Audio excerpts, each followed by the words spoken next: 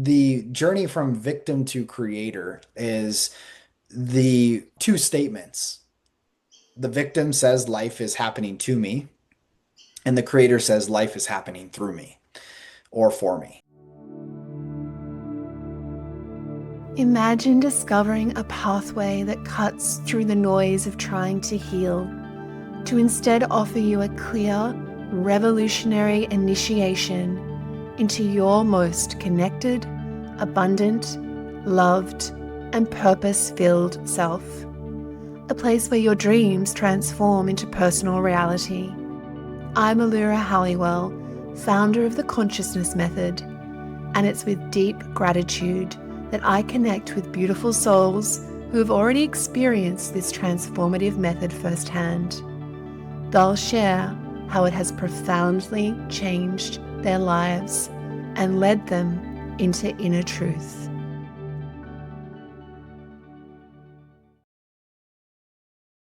Hello, everybody. Welcome to the Consciousness Method podcast. Today, I'm talking to Christopher August. He has caught my eye online. He's doing some incredible work in consciousness, within the soul awakening space, within the breath space. And I think today's conversation is just going to be a beautiful deep dive into the authentic experience of being human and awakening in this precious time we're in. So welcome, Christopher. Appreciate you having me today. It's great to be here with you. Thank you so much. We're just reflecting a moment ago on the journey, and I know for myself, even though we're in a space of facilitation for others, the inner journey is ongoing and so important to be able to keep energetically shifting to hold space for others. And I'm curious to hear, how are you shifting at the moment and what energetically is coming through for you on your personal journey?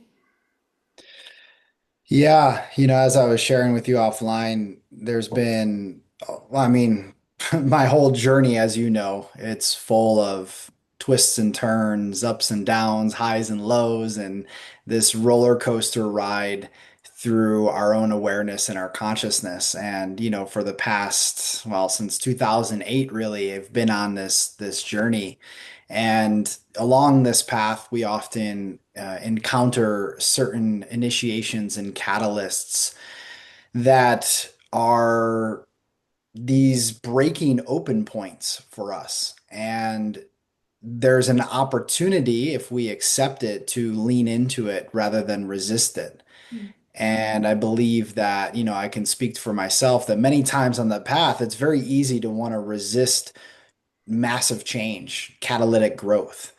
And just to name a few, just to kind of put this conversation into context, for me, it's been leaving behind a well-paying corporate job in 2012 to go to Africa and serve as a volunteer in the Peace Corps, to uh, being in Africa and losing my life on the Zambezi River and waking back up and coming back into my breath and back into my body, to having a child, to going into a dark room, to journeying with plant medicine, all of these things, to going through excruciating heartache and pain from losing people, all of the things that we encounter on the human journey. And I believe that all of these things are incredibly sacred, although does not mitigate the intense challenge that comes with going into the fire and walking through the fire and into your shadows.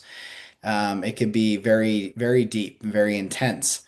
And what I've learned over the years, and what I guess, gained along this journey is now the ability to breathe into that space and to surrender into it and allow the intelligence of God, Great Spirit, life to weave through me and to allow the transformation to take place, Doesn't mean that I don't struggle through it at times, but there is a letting go process. And just recently, even this past weekend, there was just some, and it's interesting because I had conversations with the people in my inner circle who also had some pretty powerful moments.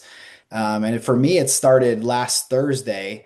I was working with these medicine cards and my animal totems, and I was really declaring and speaking out this next level of myself as I go into 2026. And there were some very specific intentions that I was speaking. And journeying with these animal cards, there was just this opening, this activation. And throughout the entire weekend, I had full on like psychic visions. I had intuitive nudges and downloads, which are quite common for me, but the visionary state was extremely active, doing and being on a medicine journey without being on medicine. And through a whole whirlwind of events that I'm still integrating and still bringing into my being, I was encountered with a very profoundly magical experience of connecting with someone. And this is the first time I'm sharing this story, and it feels quite vulnerable, but connecting with someone that I've known for a couple of years and having a remembrance and awakening in their presence as well as them, and realizing that we are life partners. And so you can imagine this is a very wild experience. And so I'm still in the process of like, wait, okay, I'm waking up even more from the dream that is life. And now I'm fully in the lucid dreaming state. And okay, and this was one of my intentions on my paper. So the manifestations are happening quite quick right now. And yeah, there's a lot there, but I'll pause for a moment. Oh my goodness, Christopher. I feel so honored to be sharing this space with you. What an incredibly profound gift to have sat in such lucid space and in the ultimate space of the creator, right? When you're like, I'm calling this in, I'm ready now, it's time now, let's go. And the response is coming through on all levels, and then it's materializing in reality. And you're like, okay, Yep.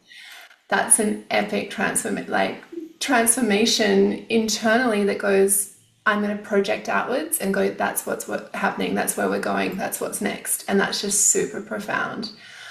I absolutely recognize and love that experience where you sync with another soul and you go, oh my gosh, we have so many lifetimes that we've seen before.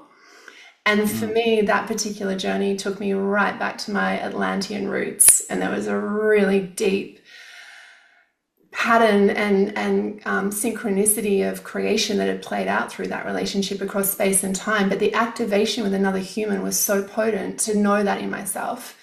So, how do you feel like seeing and feeling? And it may have been different for you, but this multi-dimensional space of two souls having known each other across space and time.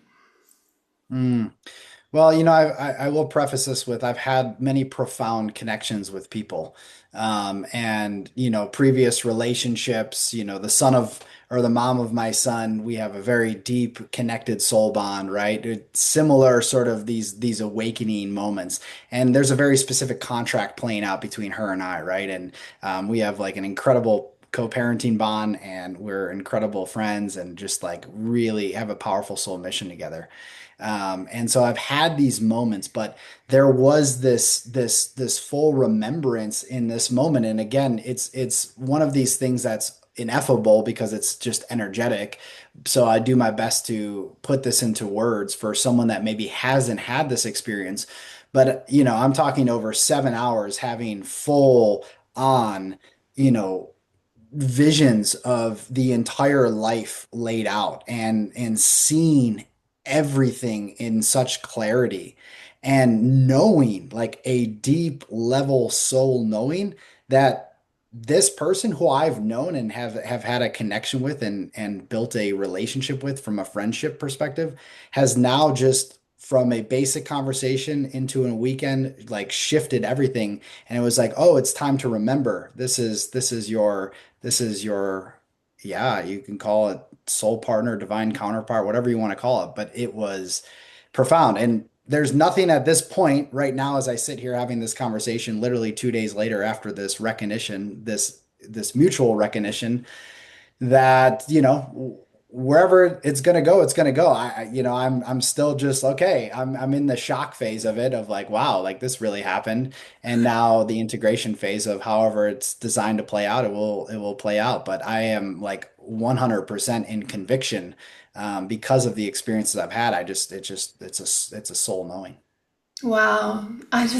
Oh, I love the affirmation in that on many, many levels. But the one level that I've been really diving into for myself and my community is this really clear relationship with consciousness that helps us understand that we are actually infinite and eternal, and we are not a blip in time. We're not the biological machine. We're not the limitation.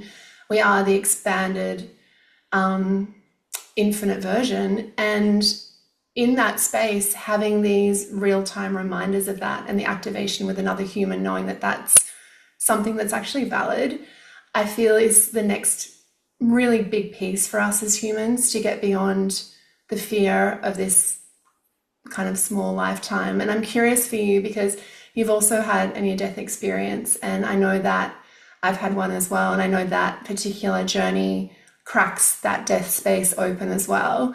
But I'm curious just to hear from your perspective that particular level of consciousness and understanding that we can not transcend, but incorporate this vaster version of us into our human experience.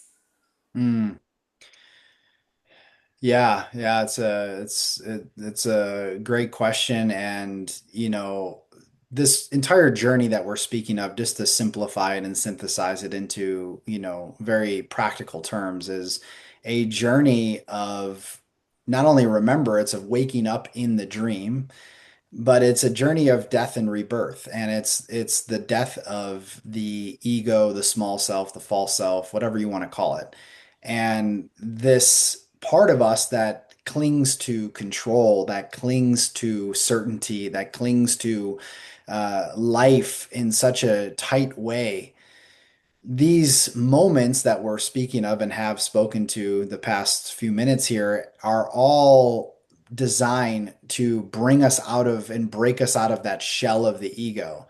And that is what is terrifying to the ego, is to die, right? And so quite literally, we as humans, and I've struggled with this for, all of my life. I can remember as a kid, this fear of death or this fear of annihilation, right? And I like using the fear of annihilation more, as it's more intense than annihilation, but that's really what it is. It's like the annihilation of our self, right? This small self that we've created.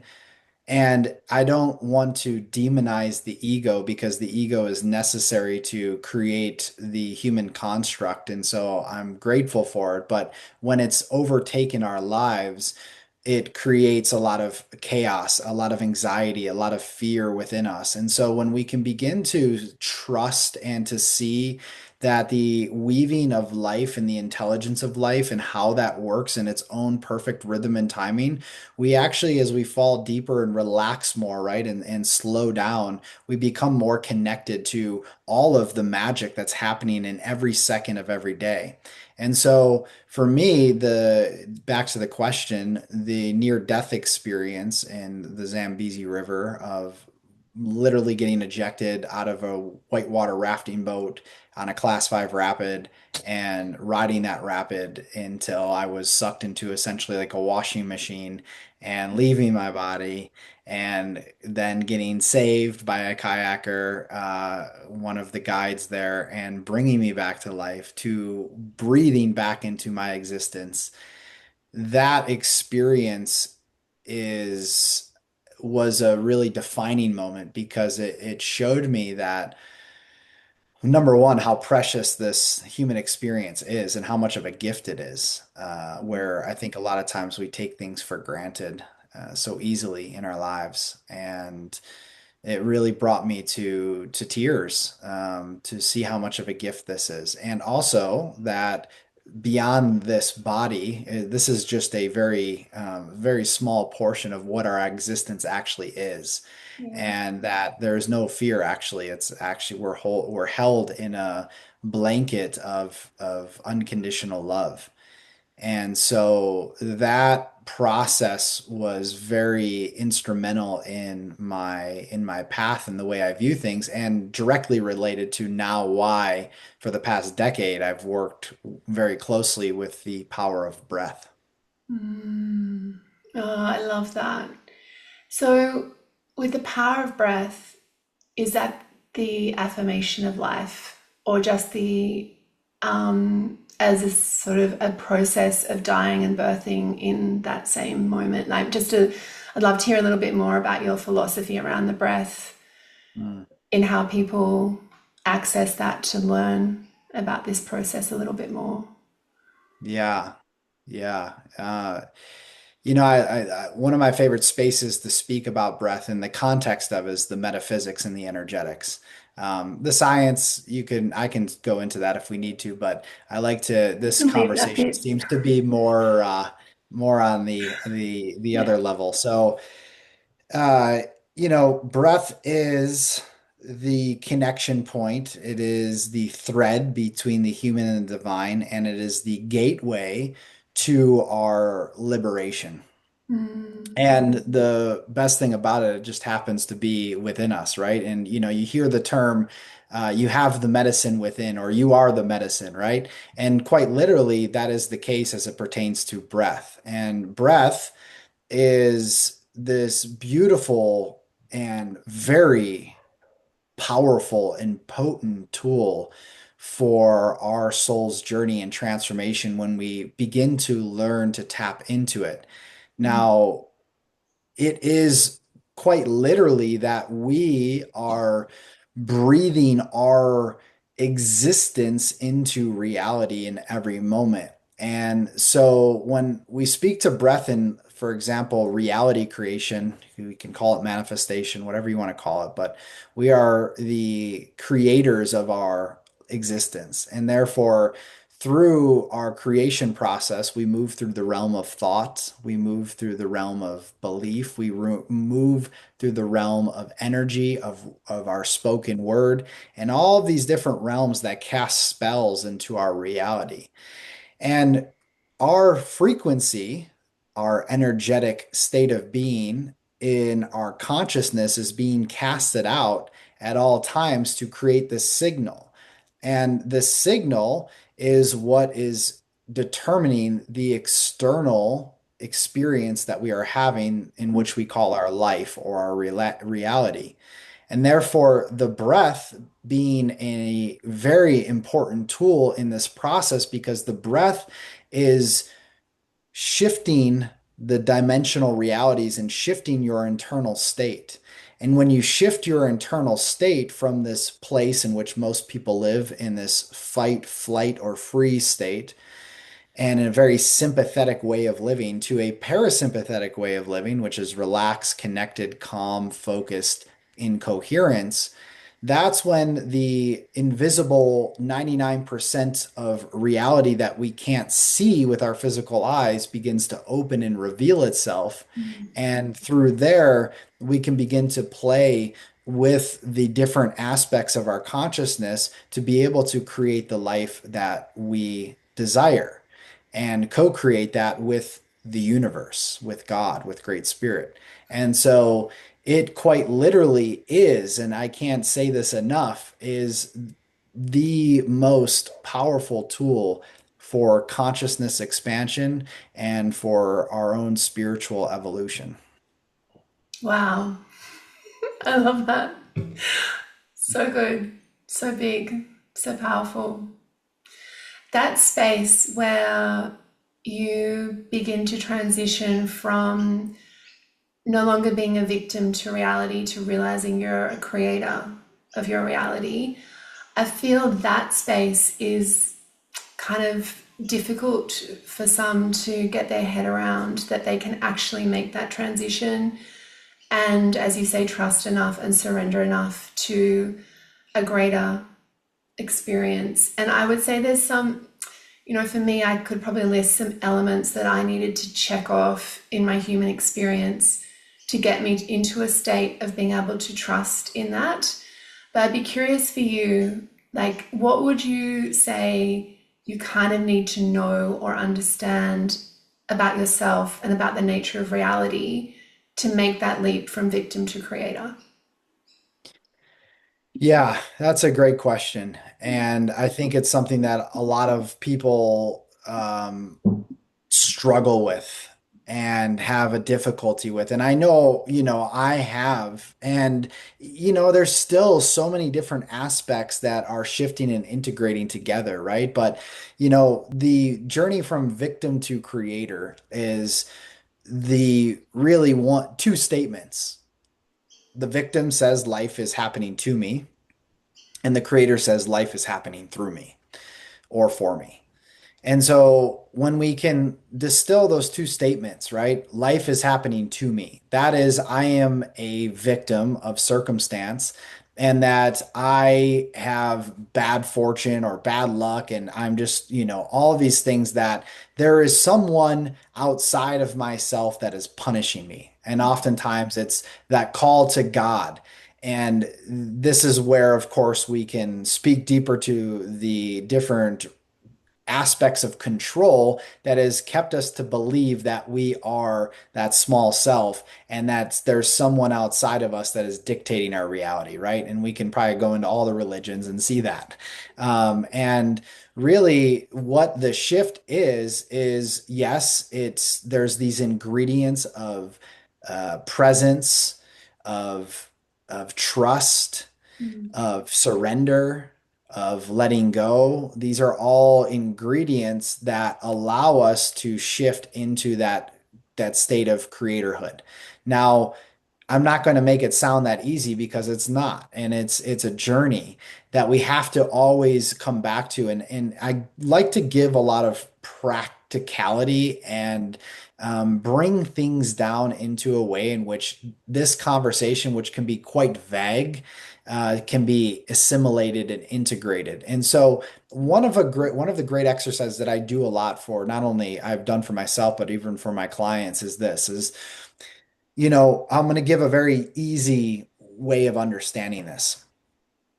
There's been so many times early on that I literally, especially in this entrepreneurial journey early on, where it's like, I don't know where my rent is going to come from. I don't know how I'm going to put food on the table, right? I like to relate things to material realm of money, right? People can relate to that. And so, here I am, I'm worrying, I'm casting the future. Why is this happening? Why am I in this situation? Why? The victim's going to ask those questions. And through that, of course, in even just that slight moment of surrender, of just like, okay, I don't know what else to do. I can't fight this. I can't be in resistance anymore. I'm just going to let go. Well, boom, the client drops in, the check drops in, you get the exact amount of money you need, right? And now you're like, oh, wow, a miracle. But it's not a miracle because this is what happens when we're in a receptive and when we're working with the feminine principle is that we're open and available to life. Mm. And this is a really deep part of this. And so what I have people do is I say, okay, I guarantee you've had a moment like this, right? Whether it was what I just shared or something else, a moment where you realized that once you let go, you began to have these experiences and therefore there's a little bit of trust that we can put in there. Now, Mm. I have everybody write down these experiences every time they happen. You're going to go back into scarcity. You're going to go back into lack, which is equated to the victim. That's going to happen and it's going to continue to. So you're reprogramming your nervous system. And every time, quicker and quicker, you can pull yourself out of that and see what happens, right? So now I have proof to my mind and to my ego that I can begin to let go a little bit more. And as I do that, and as I work with the power of breath and I allow myself to slow myself down and become more in an allowance and receptive state. Well, that's where all the ideas drop in, the inspirations, all of the things that I need in that moment to be able to solve this problem that I'm in or whatever it might be, to then really stepping into it. And of course, like that's where we would take action. We're not just going to sit back and pray the whole time, but we Yeah. receive and then we go and take action from there and step into the full union of our creatorhood, which is the balance of the masculine and the feminine together operating in harmony within ourselves. I love that so much. What a powerful awareness to have. And I love that sense of really witnessing what's coming up, but then reframing that it's not what we think it is. It's not the limitation we think it is. And I work with that a lot, like reality being a mirror to what is still unseen, unprocessed, and unwitnessed within. And then working with that internally to allow that to shift that template of projection, which is such a powerful gift when you then just see things come up and you're like, oh my God, like, how did that happen? And it's just the internal templates shifted the frequency and you've created a new level of reality. So I think that's Mm, just so beautiful. And yeah. I think there's a part in that around, you mentioned it a little bit, around freeing ourselves. And for me, freedom is probably my highest value, principle, guiding light, really, that we feel like we're free beings here in terms of internally, externally, in the way we create, in the way we know ourselves to be free. I'd be curious to hear from you. I find these limitations of these programs around the scarcity, the lack, the limitation, the sense of having to follow a certain agenda of how your life needs to be for you to be safe. They're very draining on the system, and they create a lot of repetition and looping.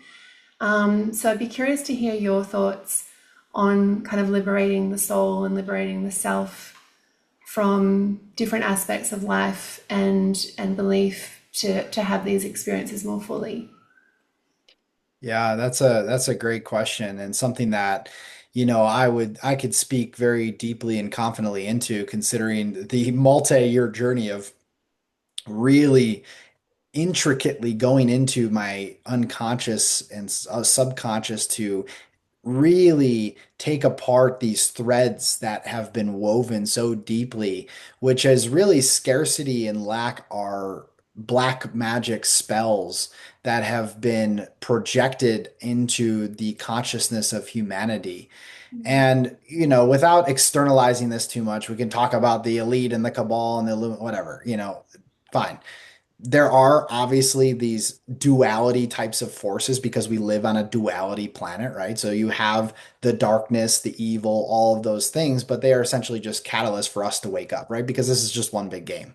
So when we take off the intensity of that, like, I think a lot of times it's very easy, and I know I fell into this trap. It's like blame, blame, blame, blame, blame. It's like, no, we're just living in a game. It's like a video game. So when we can like, all right, start to understand that, then it becomes a little bit easier to surf your reality. So, okay, this spell of scarcity and lack telling us that there's not enough, that we aren't enough, that whatever the statement is, all of these things are essentially these catalysts for us to come into the deeper recognition of who we are, which is abundant, prosperous, whole, powerful fucking beings. And when we claim that and we begin to own that, which is obviously a process of disintegration, of dissolving these programs that have been running rampant within us.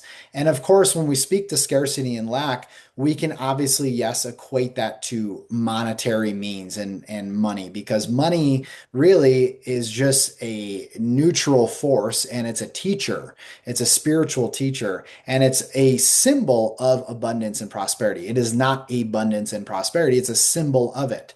And so I again will use that example because it's the easiest to wrap our head around is that this symbol is really here to teach us more about ourselves.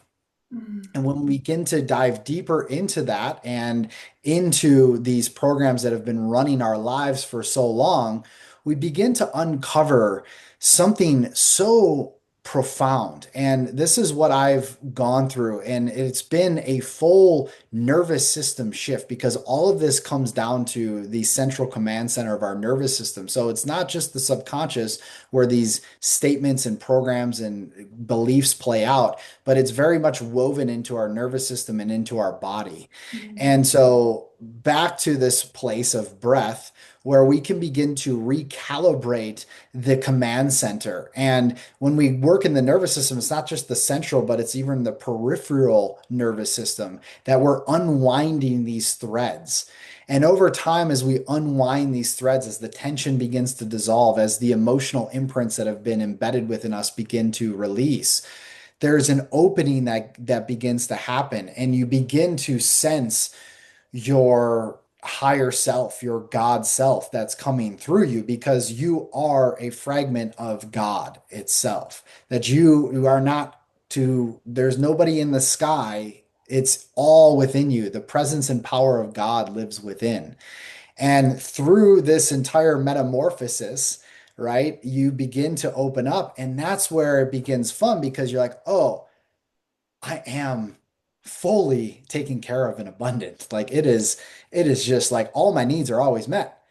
And then we fall back into a state of amnesia and then we have to remember again. But more and more as you walk this path, remembrance becomes a daily opportunity. And we begin to see that so deeply.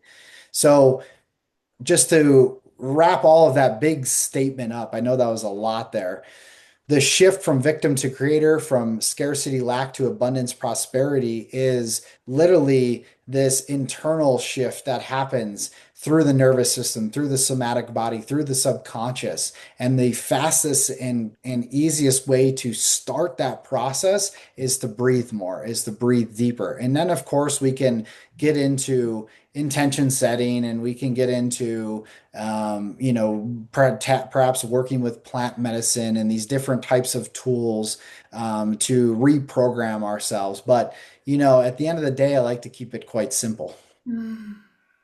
Wow, thank you, Christopher. It's amazing. So true. And I just loved what you were saying about money as a symbol.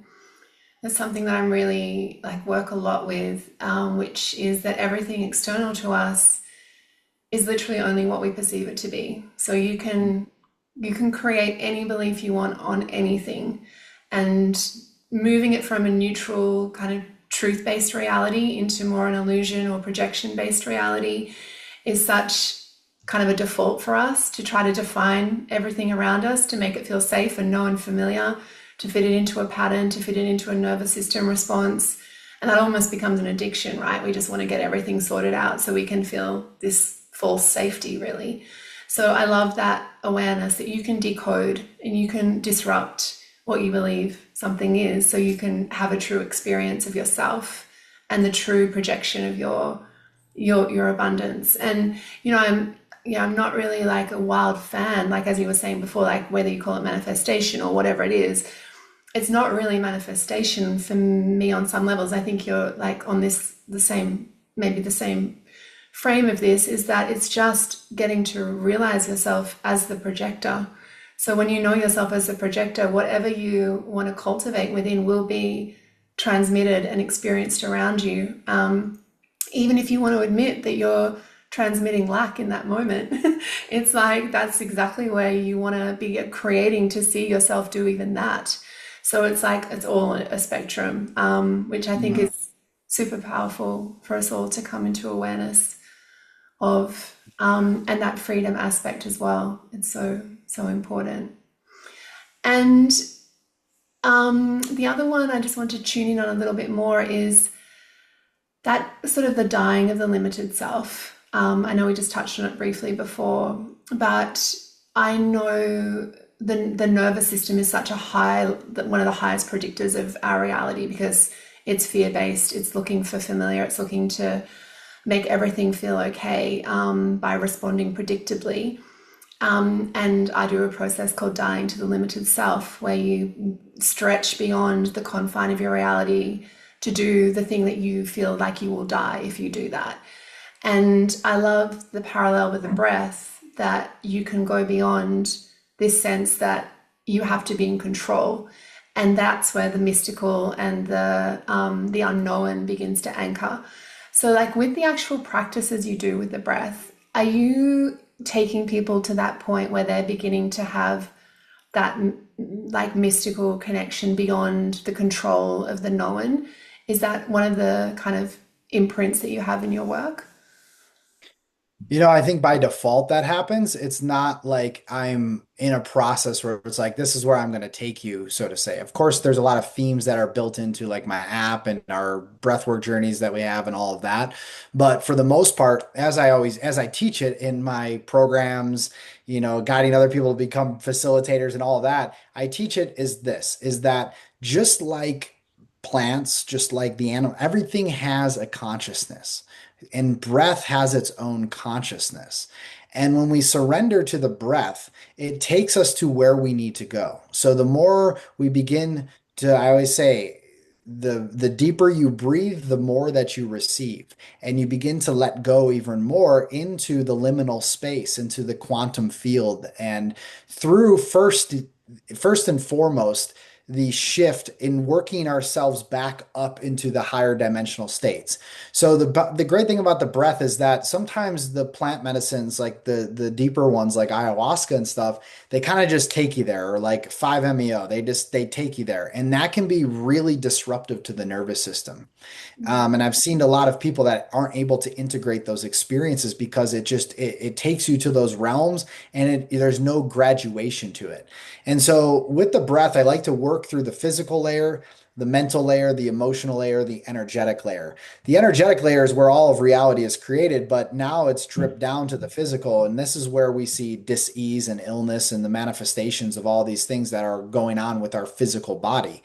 And the reason that is because it started up here. So we need to work our way back up. So we need to unwind the tension, right? Because everything that we want to create and experience in our world is through the felt state.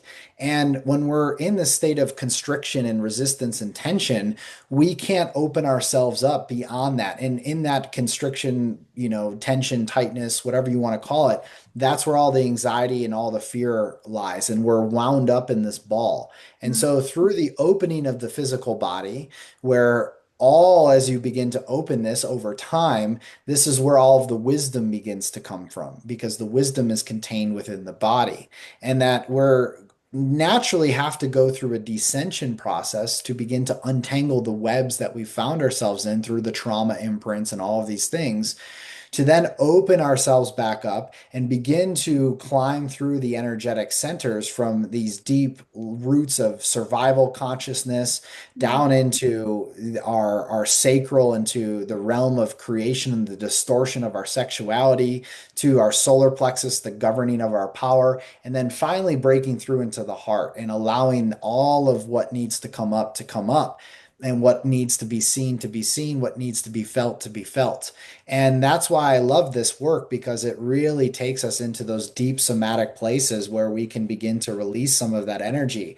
And some of the most profound things I've seen, and this is very much speaking to the death and rebirth into the freedom process because we are becoming reborn through this as we shed the layers and let go of what we've been carrying for so long.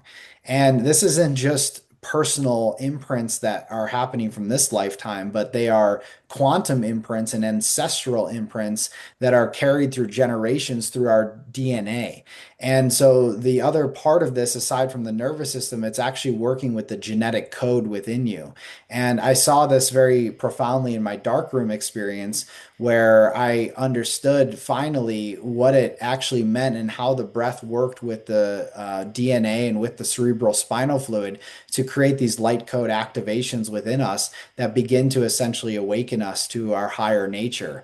And so it's quite profound when you begin to tap in deeper to these layers and how many spontaneous healings and experiences I've seen as a result of this work. That's amazing. I love that so much. So powerful, incredible. Mm. Yeah, wow. And bringing that down into everyday life. I know you're a dad, and I know that you're looking after your little one. I'm curious about that evolution as well. Like I have three kids. They're a little older now, 16, 14, and 12. But I'm like curious for you how the experience of parenting has enhanced your spiritual journey. Mm.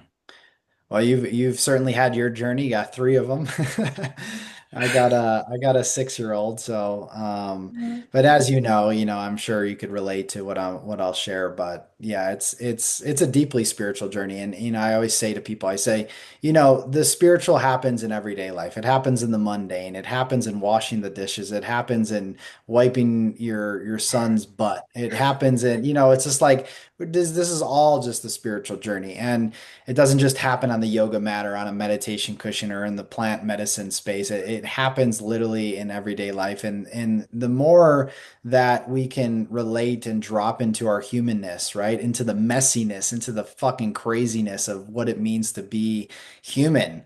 It's a journey, and fatherhood and parenthood is not separated from that. In fact, I would say if I were to name the three biggest catalyst for your spiritual growth, it's obviously one, it's being a parent, it's having a child. Wow. Two, it's being in some level of, conscious relationship, right? Where that person becomes a mirror and you're doing the shadow work together. To three, to running a business and being on the entrepreneurial journey. Those three are very powerful teachers.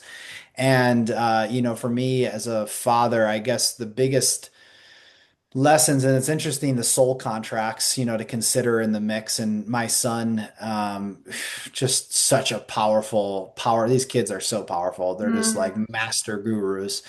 And just his blueprint of what he came in with, being highly, highly, highly sensitive being, to understanding very deeply how the nervous system works, because his nervous system is much different than a lot, in the sense that it detects threat even by the smallest demand. And Mm. so having like to work with this energy, like he's been so powerful in the teachings of patience and presence and holding space, and allows me to now be in the world holding space for thousands of people. And he's just like the master in that. But I've broken down so many damn times, just like, oh my God, what is this? I feel you. Yeah, Wow, he sounds incredible. And yeah, that sensitivity that's coming through without this generation, it's beautiful. And I think a little bit misunderstood on the it whole, is.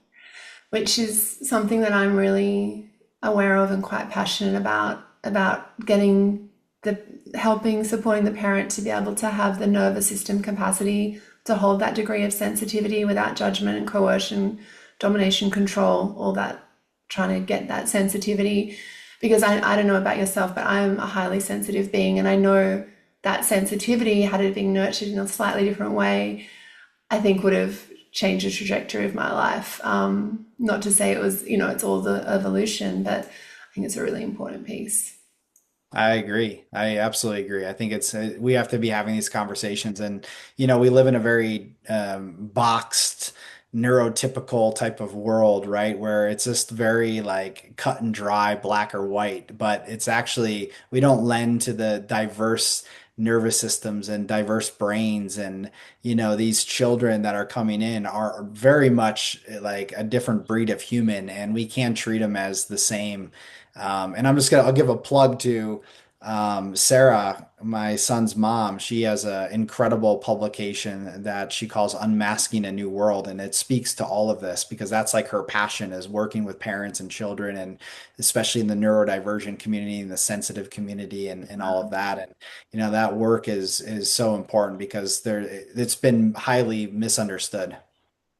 Oh, wow. And what a gift her work is. And what a gift for your son to have two conscious parents that are on the path. Watch out, here, the next guru on his way. Yeah. Conscious, but not perfect. I will Oh, always put no. it that Perfectly way. imperfect, hey? But we do our best. Yeah, we're Yeah. doing good. That's all we can do. And just the final piece, visioning out for next year for yourself. Like what kind of things are you really looking to experience or create? Well, it's been a journey of bringing myself out into the world and sharing my gifts, my passions, my knowledge, my wisdom in all these different ways over the years through the lens of coaching, through the lens of my breathwork company and app, through retreats, through programs, all of these things, right, that we do within the space of transformation. And I can feel that especially leading into this year, I was kind of on the precipice of a breakout year, which feels really aligned. And my nervous system is now ready for that to create more impact and be of greater service to a greater amount of people. And it's been an incremental climb, right? And how much can we hold at all times? But I perceive 2026 to be a very big year for me as it pertains to being in front of bigger audiences and speaking on bigger stages and hosting and sharing. I already have 3 retreats planned, which I'm really excited about. A couple of them being in the men's space. I have a whole nother branch of my business which deals with brotherhood and men's work and men's healing, which is arguably a very important path these days.